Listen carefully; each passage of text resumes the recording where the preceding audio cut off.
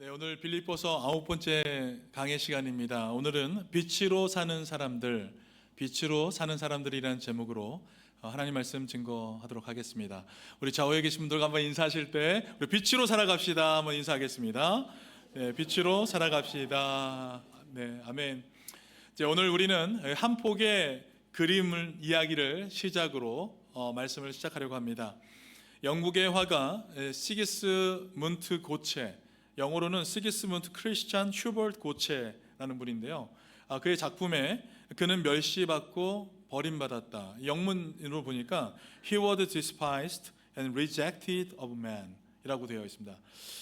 여러분 이 그림을 자세히 보시면 이 그림의 배경은 런던의 랜드마크인 성 바울 대성전입니다. 그 계단에 한 사람이 말없이 서 계십니다. 바로 우리 주 예수 그리스도이십니다. 그런데 여러분 그 주변의 사람들을 한번 보시기 바랍니다.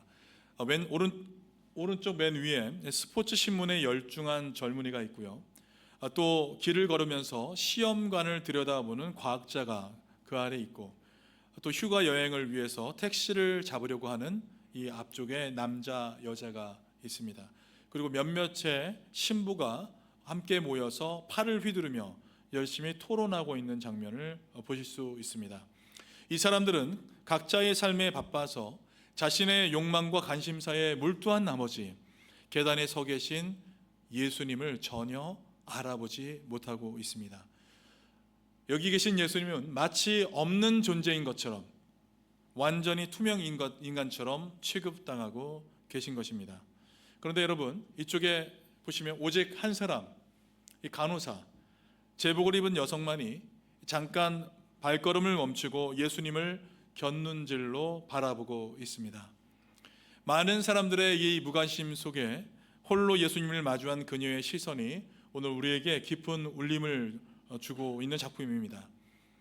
물질과 정보가 넘쳐나는 하루하루의 분주한 일상 속에서도 예수님은 언제나 변함없이 우리 곁에 서 계십니다. 하지만 우리의 마음과 시선이 세상의 뉴스와 소식, 성공에 대한 갈망, 그리고 개인적인 욕망에 사로잡혀 있을 때가 있습니다. 그로 인해 우리는 예수님의 인재를 인식하지 못한 채 그분과 동행하지도 못하고 살아가고 있는 모습을 발견하게 됩니다. 이러한 현실은 마치 우리의 영적 상태를 비춰주는 거울과도 같은 모습이라고 할 수 있습니다. 사도 바울은 바로 이러한 우리의 모습을 아셨던 것일까요? 오늘 본문 12절 말씀을 보시면 그러므로 라는 접속사로 시작해 보고 있습니다. 그래서 앞선 내용을 어떤 결론을 내려주고 있는 것을 우리가 볼 수 있습니다. 이 말씀은 1장 후반부에서부터 시작된 그 흐름 속에 있었습니다. 바울은 이미 빌립보 성도들에게 오직 너희는 그리스도의 복음에 합당하게 생활하라 라고 권면했습니다. 교회 안의 겸손과 하나됨을 강조했습니다. 그리고 2장 5절과 11절에는 예수 그리스도의 겸손과 또 순종을 최고의 본으로 제시하면서 너희도 너희 안에 이 마음을 품으라 라고 당부했습니다. 예수님은 죽기까지 순종하심으로 하나님의 구원 계획을 이루셨습니다. 바로 그 예수님의 마음을 품으라고 권면한 뒤에 이제 오늘 본문 12절에서 그러므로 라는 말로 결론을 맺으며 그리스도인의 삶의 본질과 자세에 대해서 세 가지 권면의 말을 해주고 있는 것입니다. 특별히 원문의 흐름을 살펴보신다면 2장 12절과 18절 말씀에는 세 개의 주된 명령형 동사를 중심으로 이 문장이 이루어지고 있다는 것을 알 수 있습니다. 그러니까 바울은 예수님의 마음을 품으라고 권면한 뒤에 그러므로라는 그 결론을 통해서 다음 세 가지를 당부하고 있는 것입니다. 첫 번째는 구원을 이루라라는 것이에요. 내면의 태도에 대한 권면의 말씀을 12절과 13절에 걸쳐서 하고 있습니다. 또 14절부터 16절에는 모든 일을 원망과 시비가 없이 행하라 라고 얘기하면서 외적 실천에 대해서 권면해 주고 있습니다. 그리고 17절에서 18절까지 기뻐하라, 영적 열매에 대한 권면을 주고 있습니다. 여러분, 여기 동사가 어떤 것이 있습니까? 네, 이루라, 또 행하라, 기뻐하라. 이루라, 행하라, 기뻐하라. 이 세 가지의 동사를 중심으로 오늘 이 말씀을 살펴보도록 하겠습니다. 먼저 12절과 13절 말씀을 우리 다 같이 함께 한 목소리로 한번 읽겠습니다. 시작. 그러므로 나의 사랑하는 자들아, 나 있을 때뿐만 아니라 지금 나 때에도 항상 복종하여 너희 안에서 행하시는 이는 하나님이시니 자기의 기쁘신 뜻을 위하여 너희에게 소원을 두고 행하게 하시나니. 아멘. 네, 첫 번째 바울은 그리스도인의 삶의 본질에 대해서 이렇게 권면해 주고 있습니다. 그 내용이 무엇입니까? 그것은 너희 구원을 이루라라는 것이에요. 너희 구원을 이루라. 사실 여러분, 이루라라는 이 말씀을 가지고 신학적인 많은 토론이 있어 왔습니다. 이루라는 것이 무엇인가? 라는 거예요. 자칫 구원에 있어서 인간의 역할을 강화시킬 수 있는 표현이죠. 너희 구원을 이루라. 너희들이 스스로 노력해서 구원을 만들어가라. 어쩌면 반대로 무시하는 오해를 낳을 수도 있는 그런 표현이기도 합니다. 그래서 지금까지 이 부분에 대해서 해석됐던 이 극단적인 해석은 두 가지로 나눌 수 있습니다. 첫 번째 극단적인 해석은 하나님의 전적인 은혜만을 강조하는 해석이에요. 그래서 이 입장은 구원은 전적으로 하나님의 주권에 달렸기에 인간의 노력은 아무 의미 없다라는 주장입니다. 그런데 결국 전도와 선교, 신앙의 경주마저 무의미하게 여기게 만드는 해석이라고 할 수 있습니다. 두 번째 극단적인 해석은 인간의 노력만을 강조하는 해석입니다.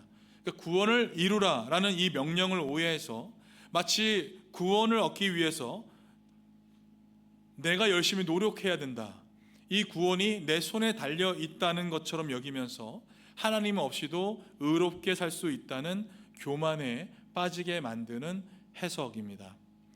여기에 여러분, 바울은 이 두 극단 사이의 균형을 아주 조화롭게 잘 얘기해 주고 있다는 것을 우리는 오늘 본문 말씀에서 찾아볼 수 있습니다.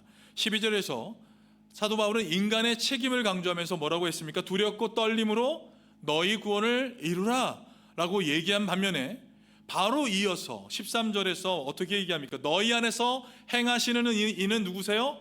하나님이시니 라고 말씀하면서 우리의 구원 여정 전체가 하나님의 역사에 기반하고 있다는 것을 분명하게 선포해 주고 있는 것입니다. 이것이 바로 하나님의 은혜와 인간의 응답이 맞닿는 복음의 신비라고 얘기할 수 있습니다. 구원은 전적으로 하나님의 주권적인 은혜로 시작되며 그 은혜에 감동된 인간은 자발적인 순종과 결단으로 응답하게 되는 것입니다. 이처럼 하나님의 은혜와 우리의 순종이 조화롭게 어우러지는 이 신비로운 연합, 여러분, 이것이 곧 구원의 여정이며 우리가 그리스도 안에서 누리는 참된 생명의 비밀이라는 것을 기억하시기 바랍니다. 그래서 여러분, 신학자 D.A. 칼슨이 이 구절을 주석하면서 이렇게 표현했습니다. 이 말씀은 내 힘으로 구원을 얻어내라 라거나 아무것도 하지 말고 하나님께 맡겨라 라고 말하지 않는다. 오히려 하나님께서 너희 안에서 역사하고 계심으로 두렵고 떨림으로 구원을 이루라는 권면인 것이다. 여러분, 이 진리를 깊이 이해하게 해주는 감동적인 실화 이야기가 있어요. 두렵고 떨림으로 너희 구원을 이루라. 이것이 어떠한 의미인지. 세계적인 지휘자 라파엘 쿠벨릭이라는 사람의 이야기입니다. 체코 출신의 지휘자인데요, 1948년에 공산 정권이 들어서자 정의와 양심에 따라서 조국을 떠나기로 이제 이분이 선택을 합니다. 그래서 음악가로서의 안락한 길을 버리고 자유와 진실을 지키기 위해 수년간 망명 생활을 감수했습니다. 그 편안한 삶을 누릴 수도 있었지만 옳은 것을 선택하면서 스스로 고난의 길을 택한 것입니다. 그리고 오랜 세월이 흐른 후에 1990년 체코가 마침내 민주화를 이루고 공산화 정권이 물러나자 다시 조국의 무대 프라하의 봄 음악제 개막 연주회에서 지휘를 맡게 되었습니다. 여러분, 오랜만에 돌아온 이 고국에서 지휘를 하려고 하는 이 사람의 마음, 그 마음이 어떤 마음일까요? 그는 그때를 생각하며 이렇게 얘기했어요. 나는 단지 지휘하는 것이 아니라 소명을 완수하는 마음으로 지휘합니다. 그에게 음악은 단순한 직업이 아니었습니다. 자신의 예술적 재능을 하나님께서 주신 소명으로 받아들이고 그 앞에 두렵고 떨리는 마음으로 지휘를 하게 된 것입니다. 여러분, 바로 이것이 두렵고 떨림으로 구원을 이루라는 말씀의 살아있는 증언이라고 할 수 있습니다. 조국의 부름에 달려 나와서 지휘봉을 잡고 있지만 마치 소명을 받은 사람처럼 두렵고 떨림으로 그 무대에 섰던 지휘자처럼, 여러분, 하나님의 뜻 앞에 자신의 모든 재능과 삶을 순종시키는 것, 이것은 단순한 행위가 아니라 삶 전체를 통해서 이루어가는 구원의 길이라고 얘기할 수 있는 것입니다. 여러분, 우리의 신앙생활도 이와 마찬가지입니다. 하나님은 우리 안에 역사하시는 분이십니다. 여러분, 믿으십니까? 네. 또한 성령을 통해서 우리 안에 소원을 주시고 그 일을 만들어 가시는 분이십니다. 그러므로 우리는 주님, 제 삶을 사용하옵소서, 순종하게 하옵소서라고 고백하면서 매일의 삶 가운데 이 순종을 채워가며 살아가야 될 줄 믿습니다. 또한 두렵고 떨림으로 라는 이 말은요, 이 두려움은 정죄에 대한 그런 공포가 아닙니다. 이것은 하나님을 경외하며 그분을 기쁘시게 해드리고자 하는 거룩한 긴장감이다.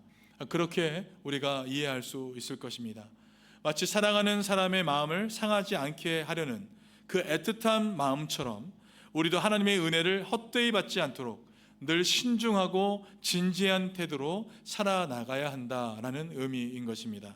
그러기 위해서 여러분, 12절 말씀처럼 우리는 항상 복종하며 살아가야 할 것입니다. 이 복종은요, 단지 인간 지도자에 순종하는 것이 아니라 예수님께서 죽기까지 아버지의 뜻에 순종했던 것처럼 우리도 하나님 앞에 항상 순종의 마음으로 나아가야 하는 그 태도를 의미하는 것입니다. 그러나 여러분, 우리의 힘만으로 이 순종이 결코 가능하지 않습니다. 그래서 바울은요, 뭐라고 얘기하고 있습니까? 너희 안에 행하시는 이는 하나님이시니, 너희 안에 행하시는 이는 하나님이시다 라고 말하면서 전적으로 그 하나님을 의지하고 신뢰하며 나아가야 한다 얘기해주고 있는 것입니다. 여러분, 우리의 결단조차, 우리의 순종의 의지조차도 하나님께서 우리 안에 심어주신 소원과 능력의 결과라는 것을 믿으시기 바랍니다. 그러므로 여러분, 우리는 스스로 자만하지 않고 하나님께 의지하며 날마다 구원의 삶을 성실히 이루어 나아가야 할 줄 믿습니다. 우리는 이미 은혜로 구원받은 자들이지만 그 은혜는 우리 삶의 경건한 책임과 지속적인 순종을 요구하고 있다는 것을 여러분 기억하시기 바랍니다. 하나님께서 우리 안에 소원을 두고 행하시는 줄 믿으며 오늘도 두렵고 떨림으로 그러한 마음으로 항상 복종하며 내 구원을 날마다 완성해가는 신앙의 경주자 다 되시기를 우리 주님의 이름으로 간절히 축원드립니다. 아멘. 두 번째는 모든 일을 원망과 시비가 없이 행하라라는 것이에요. 행하라, 외적 실천에 대한 말씀입니다. 14절부터 16절 말씀을 우리 다 같이 함께 합독하시겠습니다. 모든 일을 원망과 시비가 없이 하라.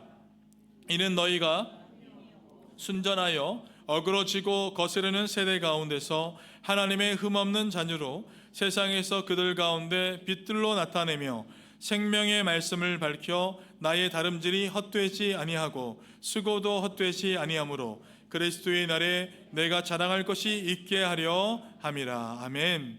12절부터 13절에 걸쳐서 사도 바울이 그리스도인의 삶의 본질을 상기시켜 주었다면, 이제 14절과 16절에서는 그리스도인들의 삶의 자세에 대해서 얘기해 주고 있는 것입니다. 모든 일을 함에 있어서 가져야 할 그 태도에 대해서 얘기해 주고 있습니다. 핵심이 되는 문구가 무엇입니까? 모든 일을 원망과 시비가 없이 행하라 라는 것이에요. 모든 일을 원망과 시비가 없이 하라. 여기서 원망과 그 시비라는 것은요, 하나님을 향한 부정적인 태도를 가리킵니다. 여러분, 원망이라는 단어를 보면요, 궁기스라는 단어, 주로 하나님을 향한 불평과 불신을 뜻하고요, 시비라는 이 단어는 디아로라는 단어인데 사람들 사이의 다툼과 논쟁, 불신을 뜻합니다. 그러니까 원망은 하나님을 향한 불평을 의미하고, 시비는 사람들을 향한 다툼을 얘기한다라는 것입니다.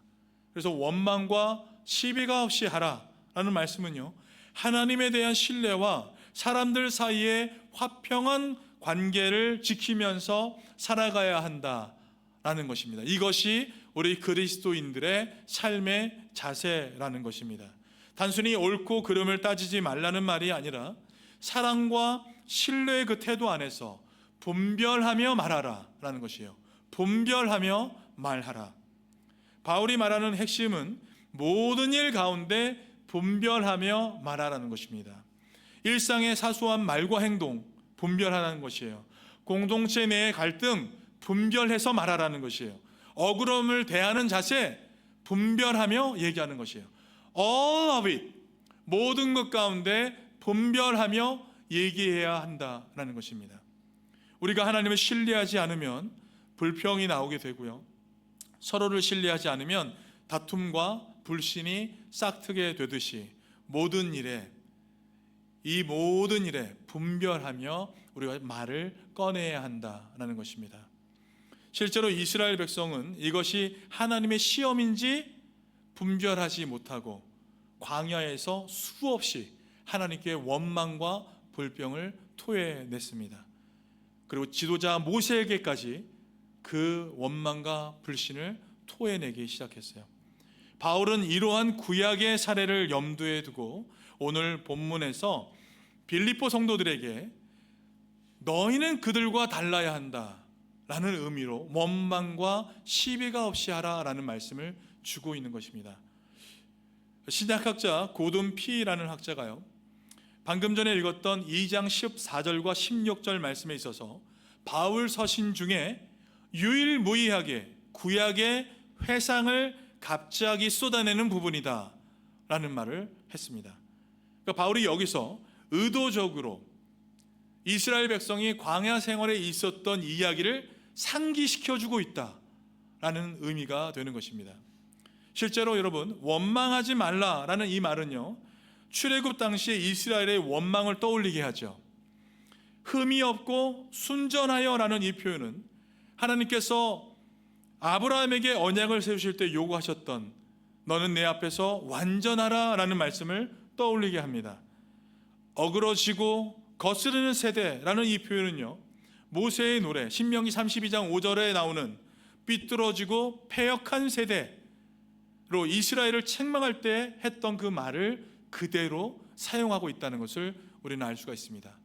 사도 바울이 지금 14절부터 16절 말씀을 통해서 이스라엘 백성이 원망하며 불평했던 그때 그 말을 상기시키며 너희는 그렇게 살면 안 된다, 너희는 그들의 삶과 달라야 한다라는 말을 해주고 있다는 것입니다. 역사를 봐라. 옛 언약의 백성 이스라엘처럼 원망과 불신으로 하나님을 거역하는 백성이 되지 말고 모든 일에 감사와 믿음으로 순종하며 하나님의 흠없는 자녀가 되어야 할 것이다. 불평과 다툼이 가득했던 옛 이스라엘과 달리 이제 그리스도 안에서 새로운 언약의 백성이 된 너희들은 세상 가운데서 구별된 하나님의 자녀로 이제는 살아가야 한다라는 것입니다. 그 이유는 우리가 흠이 없고 순전한 하나님의 자녀로 이 어그러지고 거스르는 세대 가운데 빛들로 나타내는 삶을 살아야 하기 때문에 그렇습니다. 그렇게 여러분, 우리 성도는 그 자체로 세상 가운데 드러나는 복음의 빛으로 살아가는 사람들이라는 것을 여러분 믿으시기 바랍니다. 여러분 믿으십니까? 예, 우리는 빛으로 살아가는 사람들입니다. 이 어그러지고 거스르는 세상 가운데서, 모두가 불평과 원망을 하는 그 세상 가운데서 우리는 분별하며 말하는 것이에요. 쉽게 불평하거나 쉽게 시기하지 않고 분별하여서 이 말을 꺼내는 사람들. 그래서 여러분, 우리를 사람들이 바라볼 때 빛이 비치는 사람들처럼 우리는 그러한 삶을 살아가야 하는 사람들인 줄 믿습니다. 세상은 여러분 늘 원망하고 시비가 있어요. 그러나 우리는 이 어그러진 세상에서 빛으로 살아가며 그리스도의 향기를 드러내는 사람들이라는 것을 기억하시기 바랍니다. 미국의 인종화해운동가 존 파킨스 목사님께서 있었던 실제 이야기입니다. 이분은 미시시피 출신의 흑인 목회자인데 동시에 사회운동가이기도 합니다. 1960년과 70년대 정말로 심각한 그 인종차별 속에서도 복음을 따라서 인종화해 사역에 헌신한 그런 분이셨습니다. 한 분은 이 목사님께서 경찰에게 무차별적으로 구타를 당하신 적이 있어요. 생명을 거의 잃을 뻔할 정도로 구타를 당했습니다. 그래서 그 안에 분노와 징후가 그의 마음을 가득 채웠습니다. 그런데 그 고통 가운데 십자가 위에서 자신을 조롱하는 자들을 위해서 아버지여, 저들의 죄를 사하여 주옵소서, 아버지여, 저들의 죄를 용서하여 주옵소서 라고 기도하셨던 예수님의 마음이 그의 마음속에 들어오게 되었습니다. 그래서 그때를 생각하며 그분은 이렇게 고백했습니다. 내가 원망과 복수심으로 가득 찼다면 내가 회복된 사람이라고 말할 수 없을 것입니다. 그러나 나는 그들을 용서하기로 했습니다. 그 순간 나는 자유를 얻었고 하나님의 빛 가운데로 들어갔습니다. 할렐루야. 여러분, 이후 존 퍼킨슨 목사님은 용서의 공동체, The Community of Reconciliation, 이것을 세워서요, 백인과 흑인이 함께 예배하고 함께 봉사하는 공동체를 일구었습니다. 그분이 용서를 선택하지 않았다면 하나님의 자녀로서의 삶, 빛으로 살아가는 삶은 불가능했을 것입니다. 곧바로 원망과 시기를 내었다면 그 삶은 불가능했어요. 여러분, 이처럼 하나님의 자녀로 부름받은 우리는 어둠의 방식이 아닌 빛의 반응으로 삶을 살아가야 할 줄 믿습니다. 바로 그 삶이 세상 속에서 생명의 말씀을 밝히는 증거가 된다는 것을 여러분 기억하시기 바랍니다. 바로 이어서 얘기하고 있습니다. 생명의 말씀을 밝혀 나의 다름질이 헛되지 아니하고, 성도들이 믿음으로 순종하며 빛의 삶을 살아갈 때 바울 자신도 그리스도의 날에 수고가 헛되지 않음을 자랑할 수 있게 될 것이다 얘기하고 있는 것입니다. 오늘날 교회 안에도 가장 큰 위험은요, 교리적 논쟁이 아니라 작은 오해와 불신에서 비롯된다는 것을 우리는 기억해야 할 것입니다. 사소한 갈등으로 감정적인 것을 풀지 못하고 분열로 이어질 때 복음의 빛은 흐려지게 될 것이고 공동체는 모두가 상처를 입게 되는 것입니다. 그렇기에 바울이 말한 이 한마디는 너무나 우리에게 중요한 의미가 있는 것입니다. 모든 일을 원망과 시비가 없이 하라. 한번 따라해 보시겠습니까? 모든 일을 원망과 시비 없이 하라. 예, 여러분, 이 단순한 명령이야말로 교회를 지키고 세상 가운데 복음을 밝히는 실제적인 실천 원리인 것입니다. 여러분, 혹시 지금 마음속에 습관적인 불평과 원망, 또 형제 자매에 대한 불신과 다툼의 어떤 마음이 자리 잡고 있지는 않습니까? 주님은 오늘도 그런 우리를 부르고 또 초대하고 계시다는 것을 여러분이 깨달으시기 바랍니다. 말로 빛나고 삶으로 비추라. 말로써 빛을 내고 삶으로 비추는 삶을 살아가야 할 줄 믿습니다. 우리가 원망을 버리고 하나님을 신뢰하며 시비를 멈추고 서로를 용납할 때 하나님은 우리 공동체를 별처럼 빛나는 복음의 증인들로 세워주실 줄 믿습니다. 여러분, 이러한 빛나는 공동체로 우리 모두가 세워지기를 주님의 이름으로 간절히 축원드립니다. 아멘. 세 번째는 기뻐하라 라는 명령이에요. 기뻐하라. 영적 열매에 대한 권면을 17절과 18절 말씀을 통해서 주고 있습니다.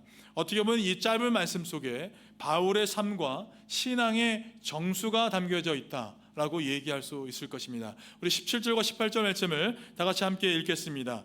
만일 너희 믿음의 재물과 섬김 위에 내가 나를 전제로 드릴지라도 나는 기뻐하고 너희 무리와 함께 기뻐하리니 이와 같이 너희도 기뻐하고 나와 함께 기뻐하라. 할렐루야. 아멘. 바울은 자신의 죽음을 전제, 즉 믿음의 제사 위에 붙는 희생으로 비유했습니다. 그리고 그것조차도 기쁨이다라고 얘기했습니다. 또한 자신만이 아니라 공동체가 함께 기쁨의 자리로 초대하고 있다는 것을 우리는 볼 수 있습니다. 이것은 단순한 감정의 고향이 아니라 복음을 위한 헌신과 희생이 공동체 안에서 열매 맺게 되고 모두의 기쁨이 되는 믿음의 구조를 보여주고 있는 복음적인 역설이다라고 얘기할 수 있을 것입니다. 바울은 자신을 너희 믿음의 재물과 섬김 위에 내가 나를 전제로 드릴지라도 라고 얘기하고 있어요. 이 구약에서 전제라는 이 표현은 주된 제사, 그 번제나 소제 위에 포도주를 붓는 그 제사를 의미합니다. 그래서 포도주 제사라는 말이 있어요. 불 위에 포도주를 붓는 전제는요, 연기로 하늘로 올라가면서 전체 제사의 완성을 상징하는 것입니다. 그러니까 마지막 제사의 완성이 뭐예요? 포도주를 부을 때 그 연기가 하늘로 올라갈 때 이루어지는 건다라는 것입니다. 이것이 전제예요, 전제.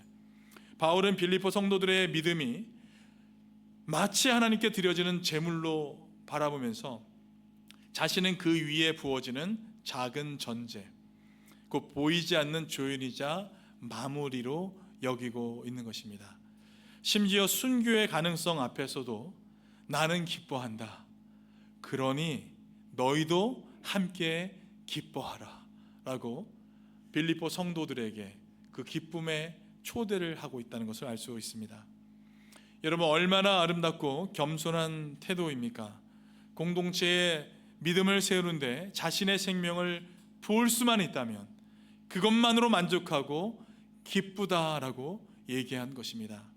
개인의 삶이 아니라 공동체를 위한 삶을 사도 바울은 살아가고 있는 것입니다.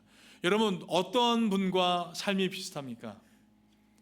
바로 우리 주 예수 그리스도의 삶과 너무나 닮아 있습니다. 자신을 위한 삶이 아니라 하나님의 뜻을 위한 삶, 내 욕심이 아니라 성도들의 바람을 위한 삶, 그런 삶을 살아가셨습니다. 우리 역시 예수님과 바울과 같은 삶을 살아가기를 간절히 소망합니다. 코로나19이 한참 유행이던 어느 병원 중환자실, 이 중환자실을 ICU라고 하죠. 산소호흡기에 의존한 한 노인이 외롭게 죽음을 맞이하고 있었습니다. 가족의 출입은 모두가 통제가 되었어요. 아무도 들어갈 수 없었습니다. 혼자 있었던 그 노인에게 한 간호사가 개인 보호 장비를 다 갖추고 조심스럽게 그 방 안에 들어갔습니다. 그리고 그의 노인의 손을 꼭 움켜 쥐었습니다. 그 순간 산소호흡기에 의지했던 그 노인이 힘겹게 얘기합니다. 내가 손을 잡고 있으니 결코 혼자 죽고 있지 않다는 것을 모두가 알게 해주세요. 나는 혼자가 아니라는 것을 다른 사람이 알게 해주세요. 그날 이후 병원 간호사들 사이에서 마지막 손잡기 운동, 여러분 멋지지 않습니까? 마지막 손잡기 운동이 비공식적으로 시작이 되었습니다. 누군가의 작은 헌신이 병원 전체의 분위기를 바꾸었고, 의료진들은 서로를 격려하면서 그 일에 자발적으로 참여하게 된 것입니다. 한 사람의 조용한 헌신이 전체를 감동시키고 고통의 자리를 공동체적 기쁨의 자리로 완전히 바꾸어 버리게 된 것입니다. 여러분, 이 모습은 바울이 말한 전제와도 같은 삶이라고 얘기할 수 있을 것입니다. 누군가의 희생이 공동체 전체의 신앙을 세우는 전제로 부어질 때, 그것은 모두가 함께 기뻐하는 거룩한 기쁨이 되는 것입니다. 바울은 17절과 18절에서 기뻐하라, 기뻐하라 이런 말을 4번이나 반복했습니다. 여러분, 그의 기쁨은 감옥 바깥에서 무슨 일이 잘 되어서 생겨난 기쁨이 아니었습니다. 복음을 위해 헌신하고 그 헌신이 누군가의 믿음을 세운다는 그 사실, 그 자체로 사도 바울은 기뻐한다라는 말을 하게 된 것입니다. 그리고 그 기쁨은 개인의 기쁨이 아니라 공동체적 기쁨으로 나아가게 된다는 것을 우리는 살펴볼 수 있습니다.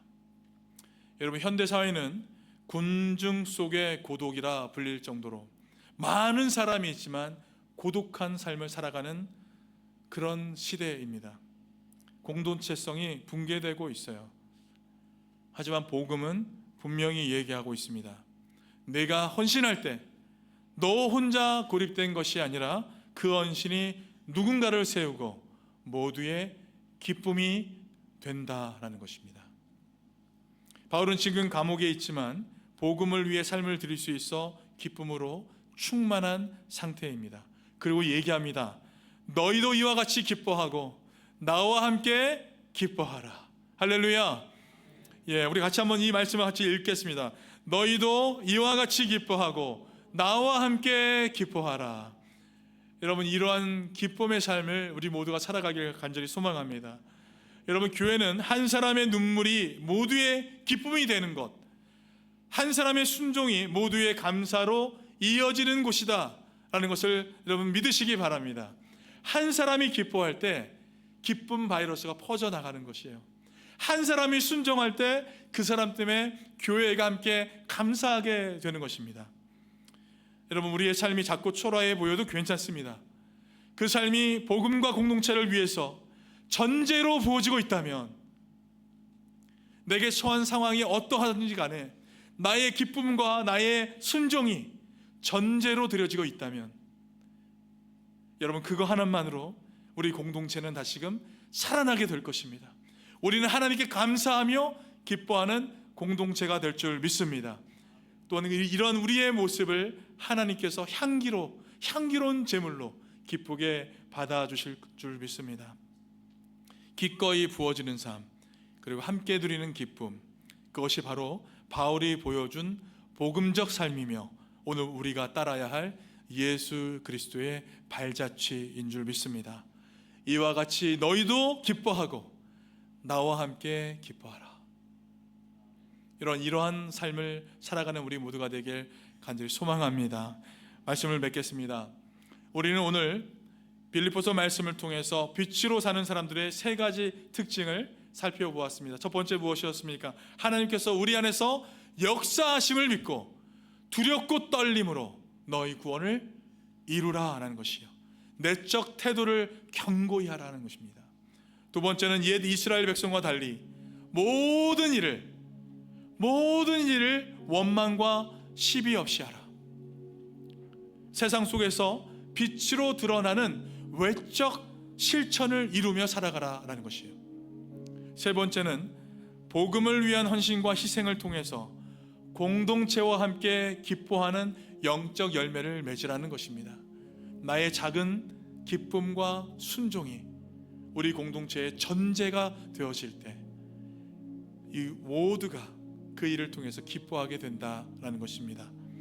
여러분, 다시금 성 바울 대성전 앞 계단에 서 계신 그 예수님을 떠올려 보시기 바랍니다. 수많은 사람들은 욕심과 관심사에 매몰되어서 예수님을 바라보지 못했습니다. 그러나 단 한 사람, 간호사는 자신의 시선을 예수님께 두었습니다. 그 간호사의 시선이 바로 빛으로 살아가는 우리의 모습이 되어야 할 줄 믿습니다. 우리가 세상의 욕망에 눈이 멀어 예수님을 외면할 때 우리는 이 땅의 어둠 속에 갇히게 될 것입니다. 그러나 예수님의 마음을 품고 날마다 두렵고 떨림으로 우리의 구원을 이루어가며 원망과 시비가 없이 순종하는 삶을 살아갈 때 우리는 세상의 어둠 속에서 빛을 발하는 우리 하나님의 자녀로서 삶을 살아가게 될 줄 믿습니다. 우리의 삶 전체가 그 자체가 누군가에게 복음의 빛으로 쓰임받게 될 줄 믿습니다. 우리의 작은 순종과 희생이 하나님께는 향기로운 전제가 되고 누군가에게는 영원한 생명으로 이어지는 통로가 되는 삶, 축복의 통로의 삶이 되시길 우리 주님의 이름으로 간절히 축원합니다. 여러분, 세상을 밝히는 빛, 삶으로 증명하는 복음, 한번 같이 한번 외쳐볼까요? 세상을 밝히는 빛, 삶으로 증명하는 복음. 여러분, 이것이 우리 주님이 우리에게 부르신 부름의 상인 줄 믿습니다. 삶의 모든 자리에서 빛으로 드러나 예수님의 마음으로 세상을 붙는 저와 여러분의 삶이 되시기를 우리 주 예수 그리스도의 이름으로 간절히 축원드립니다.